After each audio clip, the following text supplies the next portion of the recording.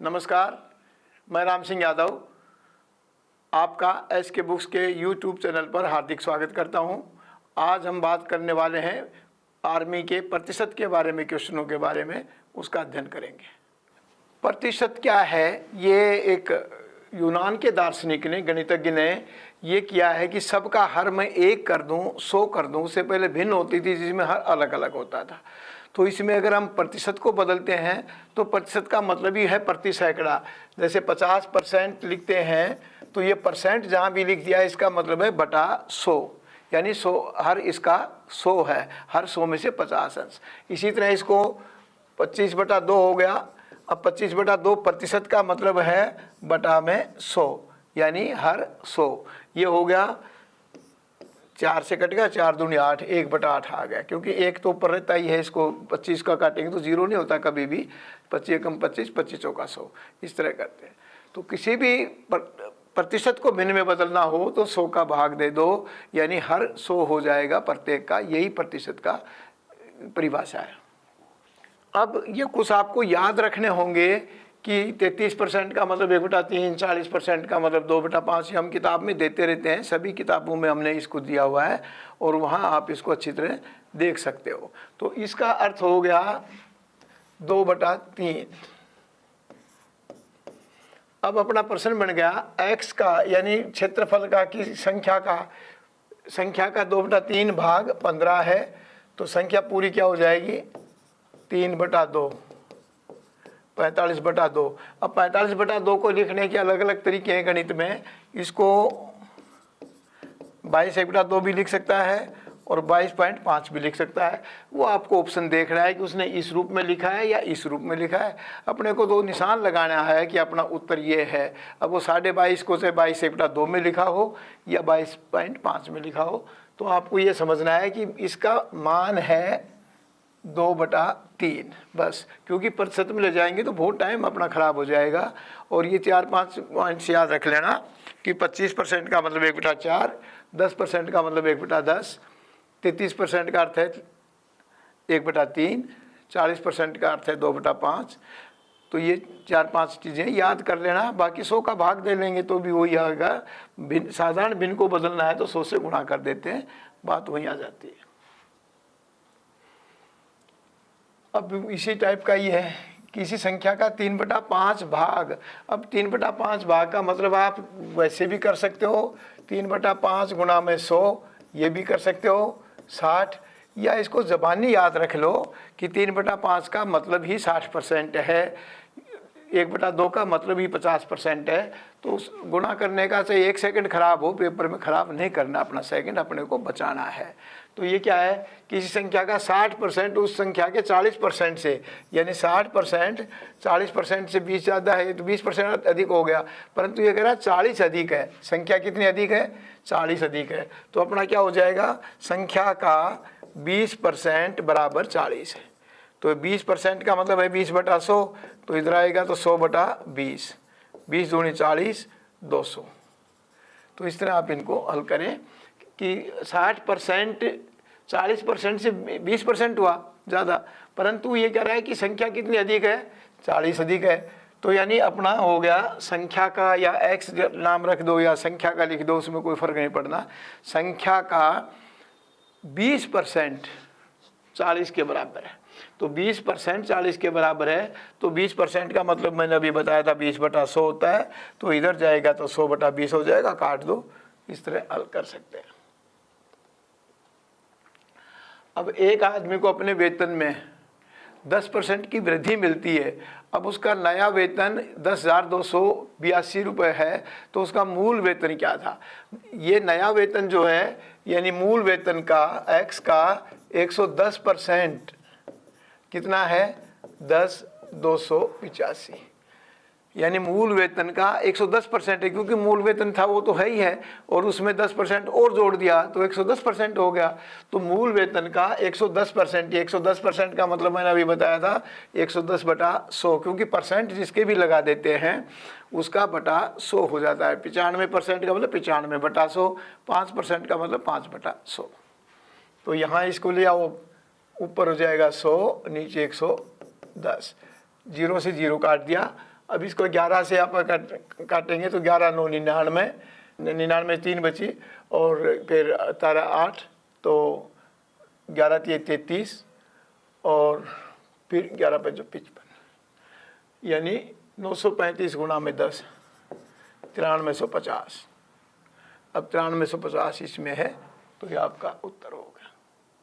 समझ गए हैं? 110% का मतलब जो मूल वेतन, 10% का मतलब मूल वेतन तो है ही है, 10% और बढ़ा है तो 110% हो गया बस। एक चुनाव में एक उम्मीदवार ने 56% मत प्राप्त किए और 1440 वोटों से दूसरे कैंडिडेट को हरा दिया। देखिए, इसमें थोड़ा सा कॉमन सेंस तो अपने को लगाना पड़ेगा कि हम कहाँ से कैसे हल करें। ये सबसे ज़्यादा लॉजिक का वो करता है, पूरा अंकगणित ही लॉजिक के लिए, तर्क के लिए है, और उसमें भी प्रतिशत सबसे ज़्यादा ऐसा सूत्र है जो प्योरली ही तर्क के ऊपर चलता है। अब देखिए, एक ने 56% मत प्राप्त कर लिए, तो 56% का मतलब 100 में 56% का मतलब पर 100, प्रति सैकड़ा। अब 56 एक ने कर लिए तो दूसरे को कितने मिले? 44%। और अंतर क्या रहेगा अब इनका? 56% और 44% में 12% का अंतर रहेगा, यानी दोनों में कितना अंतर हो गया? 12% का हो गया। या इसका सीधा सा आप एक अर्थ कर लिया करो कि 56 58 जितना भी देता है, 50 से ऊपर जितना है उतना उस दूसरे का कम हो जाएगा 50 से, तो वो 6 ज़्यादा है, 50 से ये 6 कम हो जाएगा, ऐसे कर लो, यानी 12%। अब अपना सवाल वही बन गया, कुल वोटों का 12% क्या है? 1440 है, यानी कुल वोटों का 12%। 12% का मतलब 12/100, ये बार बार कहने की जरूरत नहीं, आप समझ गए हैं, गुणा में 100/12। अब 12 इससे काटो, 12 12 144, 120 पे 2 जीरो और लगा दो, 12,000। यानी 56% ले रहा है तो दूसरे को मिल रहे हैं 44%, और दोनों में अंतर कितना परसेंट का बना? वो इस वोट परसेंटेज के बराबर कर दो बस। 12% का बना, तो कुल वोट का 12% 1440 है, तो 12% का मतलब 12/100, 100/12, और काट लो। अब ये भी थोड़ा सा हल्का सा कॉमन सेंस पे ही है वैसे तो, कि किसी संख्या का 60% बीच में जोड़ा जाए तो वही संख्या पूरी हो जाती है। तो 60% बीच में जोड़ा जाए का मतलब 20 कितना परसेंट हो गया? 40%, क्योंकि संख्या तो 100% होती है, 100% का मतलब पूरी, तो 60% में क्या जोड़ रहे हैं हम? 40% जोड़ रहे हैं, तो वही बन गया कि संख्या का 40% कितना है? 20 है। अब 40% 20 है संख्या का, तो 40/100 गुणा में 100/40। अब इसको काट दो, 0 से 0 काट दिया, 2 50, यानी 50 उत्तर हो गया, क्योंकि 50 से कट गया ना, 2 का 100 से काटा तो, यानी 60% में 40% जोड़ रहे हैं हम। जब वो संख्या पूरी हो जाएगी तो 40% का मान कितना है? ये संख्या जो देगा वो उतने परसेंट का मान है। ये कह रहा है कि 60% में 40% जोड़ रहे हैं, ये कह रहा है कि भाई 50% में जोड़ रहे हैं, 80% में जोड़ रहे हैं, तो जो बचा हुआ परसेंट है वो संख्या का मान हो जाएगा।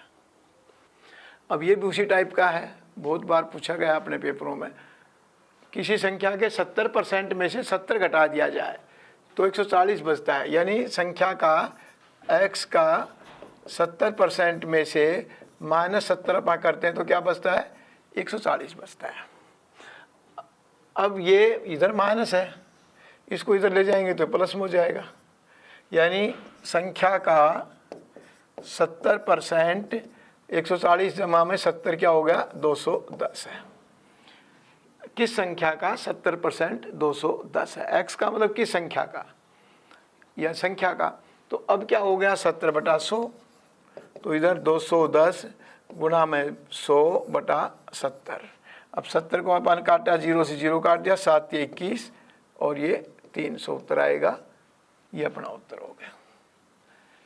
एक जगह इसको ऐसे भी लिख दिया था, ध्यान रखना, 70 गुणा 2 है, तो 70 गुणा 2 का मतलब भी 140 हो गया। 14 गुणा 10 है, 14 गुणा 10 का मतलब भी 140 हो गया।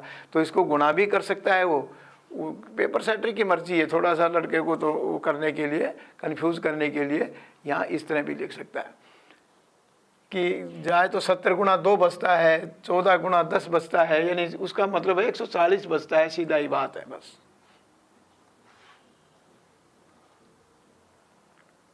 अब ये चीनी के भाव वगैरह में आ जाते हैं कि भाई इतना घटाया इतना बढ़ाया तो क्या रहा। अब इसमें क्या है, एक सूत्र है छोटा सा, 100 इंटू एक्स प्लस में 100 प्लस, अगर वृद्धि होती है यहाँ तो आपको ये प्लस में करना है, और वहाँ कमी होती है तो माइनस में करना है। क्यों, कम का मतलब कम करना, वृद्धि का मतलब बढ़ाना। अब यहाँ क्या है, ऊपर तो 100 गुणा 25 ही रहेगा, एक्स का मतलब जितना परसेंट कम वृद्धि कर रहा है वो है, तो 100 गुणा 25। अब बटा में वृद्धि हो रही है तो 100 जमा 25 का मतलब 125, काट दिया 5 20, यानी 20% की उसको कमी करनी पड़ेगी। वृद्धि हो रही है तो कमी करनी पड़ेगी, कमी हो रही है तो वृद्धि हो सकती है कि भाई हमें फालतू चीज़ मिल जाएगी। चीनी के मूल्य में 25% की वृद्धि होने पर एक परिवार अपनी खपत इस प्रकार घटाना चाहता है कि उसकी चीनी पर 10% खर्च बढ़े। 10% तो बढ़ाना चाह रहा है, और यदि मूल्य में वृद्धि से पहले खपत 10 किलोग्राम थी तो अब कितनी खपत हो जाएगी उसकी, ये आपको देखना है। तो इसमें क्या करेंगे आप कि आप देखेंगे कि खपत में क्या कमी बढ़ती हो रही है, यानी वो कितनी तो बढ़ाना चाह रहा है।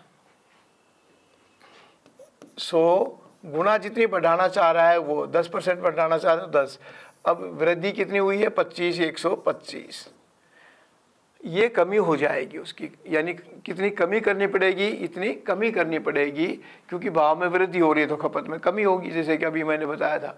पर इसमें यह है कि 125 नीचे आएगा, ये ध्यान रखना। उसमें भी ऐसे 125 नीचे आ रहा था, पर उसमें जोड़ कर आ रहा था, इसमें वही बात है, 100 जमा कर देंगे वो हो जाएगा, और जितनी वहन करना चाह रहा है ऊपर ये आएगा, बस ये ध्यान रख लेना। अब इसको काट दो, 4 5 22, यानी 88% वो वहन करेगा, बाकी 12% उसको कमी करनी पड़ेगी। ये जो वहन कर रहा है वो है, यानी ऊपर की जो 100 में से घटा दो वो कमी हो जाएगी। इतनी वहन कर रहा है, अपने को वहन करना की बतानी है कि वो खपत में कितनी वहन करेगा। यदि वो मूल्य में वृद्धि से पहले खपत 10 किलोग्राम थी तो अब खपत कितनी होगी, यानी अब उसकी कंजम्पशन क्या होगी, ये कंजम्पशन होगी 88%, 12% कम हो गई है पहले से, तो 88% होगी। तो 10 किलो का 88%, 10 का 88%, 0 से 0 काटा, इसमें 10 का भाग देने की जरूरत नहीं है, कहीं भी आप दशमलव लगा दो, 8 सही, 8.8। अगर दशमलव में ही उत्तर होता तो अपना ये हो गया था, और दशमलव में नहीं है तो 8/10 कर देंगे अपन दशमलव से आगे, क्योंकि दशमलव का मतलब ही 0 का मतलब एक 0 है। तो अब इसको कर दिया तो यहाँ 4 आ गया, 5 आ गया, यानी 8 सही, 4/5 किलो। अगर ऐसे देता है तो ये कर देंगे, और अगर सीधा डेसिमल में देता है तो 8.8 ये खपत अब कर सकता है, बाकी कमी हो गई है। फिर से समझ लो, कोई दिक्कत ना आए कि वृद्धि होने पर तो वृद्धि वाला तो नीचे आएगा, 100 जमा 25, 125। अब यहाँ वहन जितनी कर रहा है वो वहन कर दो, कि इतनी वहन कर रहा है, 10% वहन कर रहा है, 20% वहन कर रहा है, 5% वहन कर रहा है, जितनी वो वहन कर रहा है वो कर दो। तो 100 गुना में जितनी वहन कर रहा है वो 110 बटा 125 इतनी वहन करेगा। जो 100 से कमी होगी वो इसमें अगर कमी पूछता है तो -100 कर देंगे, 12% कम हो गया। पर अपने को कितनी खपत में अब कितनी खपत करनी होगी, यानी अब कितना वहन करेगा, खपत क्या रहेगी वो है कि 88% तो रखेगा अपना, तो वो कर दिया। अब 10 किलो का 88%, या 5 किलो था तो 5 किलो का 88%, 20 किलो है तो 20 किलो का 88%। अब इसमें थोड़ा अलग है कि इसमें ये लाभ हानि के रूप में भी दे सकते हैं, प्रतिशत को सीधा प्रतिशत में भी दे सकते हैं। लाभ हानि भी प्रतिशत ही है टोटल, वो भी आप ध्यान रखना। अभी पढ़ाऊंगा आगे तो वो भी आपको बताऊंगा दोबारा चैप्टर में। यानी 10% की छूट देने के बाद 25% लाभ प्राप्त करना चाहता है। 25% लाभ का मतलब है 125% वो चाह रहा है। तो 360 रुपये हैं, 360 का 125% वो चाह रहा है, बटा 100 कर दिया। कब चाह रहा है? फिर ये आगे कह रहा है कि 10% की छूट देने के बाद, यानी 10% की छूट का मतलब 100 में की चीज़ को 90 में बेचना चाह रहा है, तो उसी का कर देंगे x का 90%। तो x का 90% हम लिखेंगे तो 90/100 करेंगे, तो गुणा में 100/90।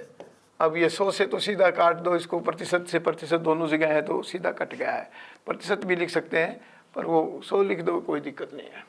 अब इसको काटो, 4 0 से 0 9 काट दिया, 936 500, यानी अब उसकी 500 रुपये उसको अंकित मूल्य करना पड़ेगा, यानी टैग प्राइस। सूत्र का रूप में लिखना चाहते हो तो सूत्र का रूप में लिख दो, यानी क्रय मूल्य गुणा में 100 जमा लाभ % और बटा 100 माइनस हानि %। इस तरह आप इसको सूत्र के रूप में भी देख सकते हो। मैंने सूत्र के रूप में भी किताब में लिखा हुआ है और ऐसे भी पढ़ाया, जब भी आपको सूत्र ये पढ़ाया था इसका, जब भी आपको इस तरह कराया है।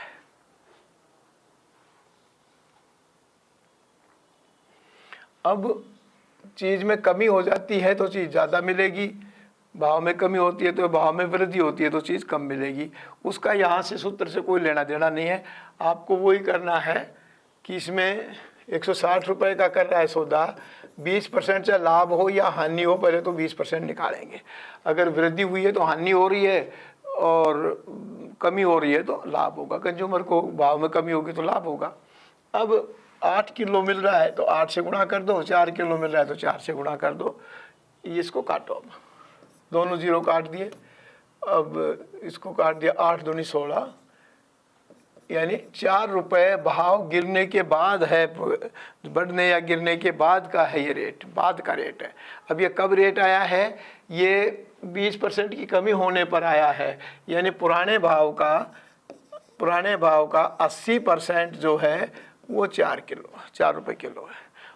पुराने भाव का, नए का नहीं है, नया भाव नहीं है, ये पुराने भाव का है, क्योंकि कमी होने के बाद अपने को 4 किलो 8 किलो चीनी फ्री मिली है और एक्स्ट्रा मिली है, तो ये उसका है। तो अब इसको 80/100 हो जाएगा, इधर आएगा तो 100/80। अब इसको काटो, 0 से 0 काट दिया, 2 5, यानी पुराना भाव 5 रुपये किलो था और ये उसके बाद कमी होने के बाद आया है। यानी फिर से समझ लो कि जितने रुपए का सौदा कर रहे हो उतने का में से तो आपको लाभ या हानि होगा। ये नहीं कि सौदा तो आपने 100 रुपये का किया है, 1 लाख रुपए का लाभ हानि का आपको मिल जाएगा।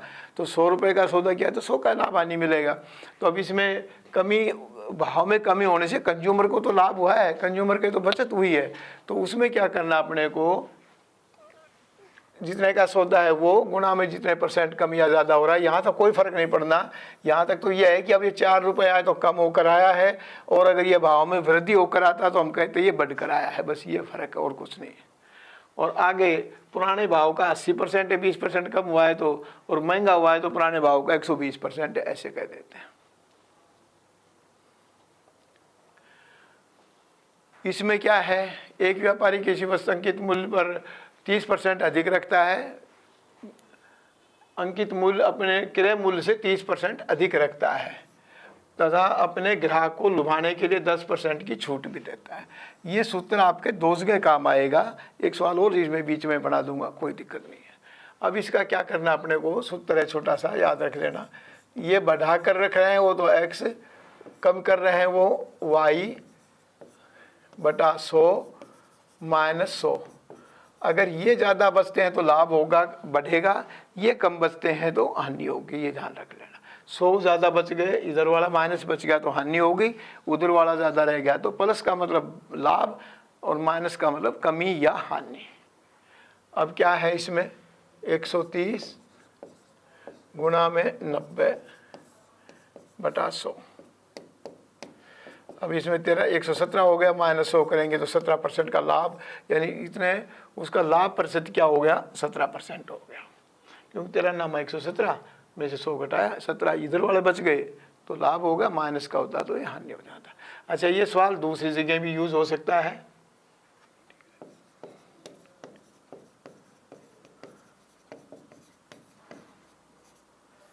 सिनेमा की टिकट को 30% बढ़ा के रख देता है, सिनेमा मालिक सिनेमा की टिकट को 30% बढ़ाकर रख देता है, परंतु 10% ग्राहक कम आते हैं, परंतु 10% ग्राहक कम आते हैं, ग्राहक कम आते हैं, कितने? 10%। तो रिवेन्यू पे क्या प्रभाव पड़ेगा?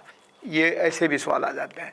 यानी एक सिनेमा मालिक सिनेमा की टिकट को 30% बढ़ाकर रख देता है जो पहले टिकट थी उससे, परंतु टिकट बढ़ाएगा तो भाई कुछ लोग वापस भी होंगे, यार आपको देखा अब तो महंगा होगा, फिर कभी बात। तो उसमें क्या होगा कि ग्राहक कम आएंगे। तो ग्राहक कितने कम परसेंट हो रहे हैं? 10%, 20%, जो भी हो देगा वो देगा। तो अब इसमें क्या करना है अपने को कि बढ़ा कर रख दिया, वही स्वाद है, वही वैसे ही करना है 130 वाला ही, यानी रिवेन्यू में प्रभाव। ये रिवेन्यू वाले सूत्र में भी आपको यही काम आएगा, वही 17% इसका उत्तर आ जाएगा।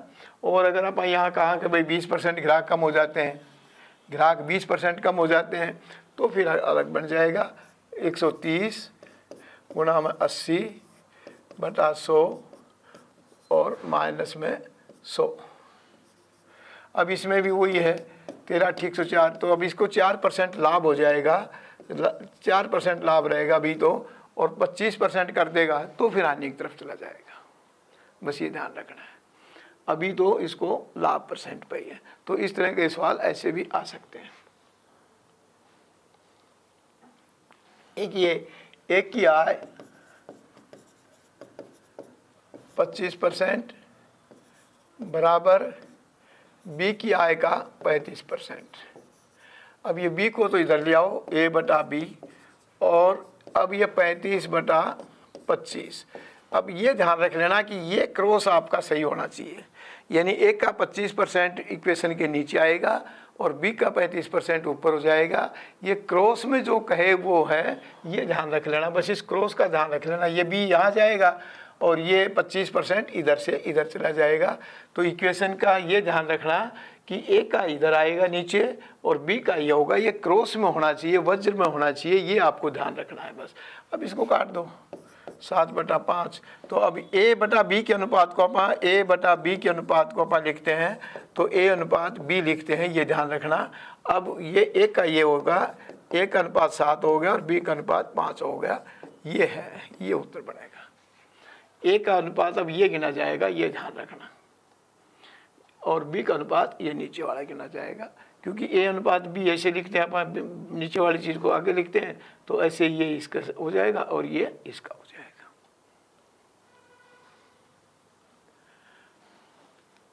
अब मिश्रण के भी क्वेश्चन आएंगे, इसमें आ सकते हैं, आते रहते हैं। अब इसमें क्या करना अपने को, दो चीज़ें होंगी, अलग अलग क्वांटिटी होंगी, उनमें से एक जो क्वांटिटी है, क्वालिटी है, वो ना बढ़ाई जाएगी ना घटाई जाएगी। तो जो ना घटाई जाए ना बढ़ाई जाए उसकी मात्रा, निश्चित मात्रा कितनी है वो निकाल लो।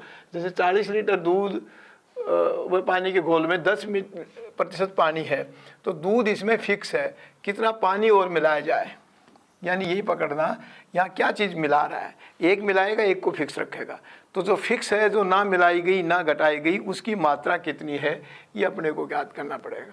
तो दूध कितना होगा, 40 का 90% निकाल लो, या 10% निकाल कर फिर आप इसको वापस कर दो। 40 का 10% निकालोगे 4 किलो हो जाएगा, फिर वो 4 किलो 40 किलो में से 40 लीटर में से घटाएंगे, 36 लीटर बच जाएगा। अब क्या है, नया प्रश्न क्या बनेगा अपना कि x का किस घोल का अब 20% चाहिए पानी, तो दूध कितना परसेंट बचा, 80% बचा, तो किस घोल का 80% 36,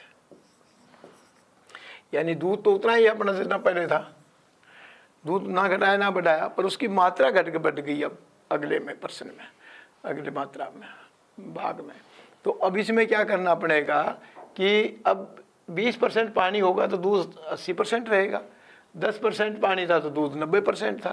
तो अब अपना 80 नीचे आ जाएगा गुणा में 100, 0 से 0 काटा, 8 को 4 से काटा तो 9, 2 को काटा 5, यानी नया घोल अपने को कितना चाहिए, 45, जबकि 40 किलो घोल अपने पास पहले था। तो और मिलाया जाए तो 5 लीटर पानी और मिलाया जाए, ये ध्यान रखना है इसमें।